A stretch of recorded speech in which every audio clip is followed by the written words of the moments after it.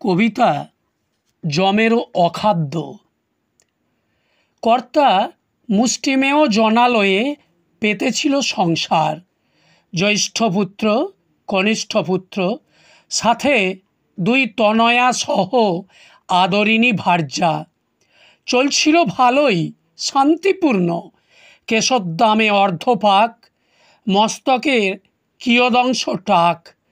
পরে হলো সকলই অসার, অঙ্গজদ্বয়ের পানিগ্রহণ সম্পন্ন। জ্যৈষ্ঠ তনয়া শ্বশুরালয়ে, কর্তা নিশ্চিন্তে কাটাবে আলয়ে। আশায় মরে চাষা, তনয়োদ্বয়ের মধ্যে চলে বিবাদ, তাতেই জীবনে নামে অবসাদ। হাঁড়ি এক হতে হলো তিন, চিন্তিত হৃদে মন ভঙ্গুর, চেহারাতে হলো ক্ষীণ।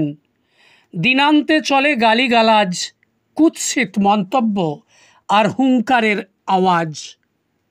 চাকুরিজীবী পুত্রেরা দিল না পিতামাতারে দুমুঠো ভাত, বৃদ্ধাবস্থায় হলো কুপোকাত। রক্তের টানে ছোট তনয় চেষ্টা করে দেখিতে পিতামাতারে, সরায়ে উঠানের পর্দা।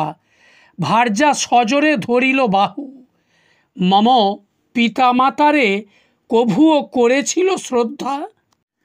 তবে কিসের টানে বশীভূত, হেন পিতামাতারে না দেখাই শ্রেয়। যমেও তো টানে না এদের, এরা যমেরও অখাদ্য। ফুঁপিয়ে ফুঁপিয়ে মরে ছোট তনয়া কেবলই, জন্মদাতা পিতামাতার তরে। নিঃসম্বল কোথা যাবে, কি করবে, শুধু ভেবে ভেবে মরে। বড় ভাই আপন পরিবার লয়ে মগ্ন, মায়ের চিৎকার, ওরে তোদের পিতা নাই আর জীবিত, হারালো প্রাণ, সব শেষ কেবলই জ্বরে।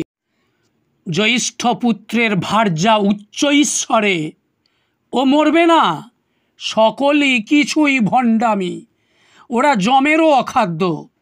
চিন্তায় শোকে জর্জরিতা গিন্নি, হারালো তার জ্ঞান, আর কভুও ফিরিল না দেহে প্রাণ।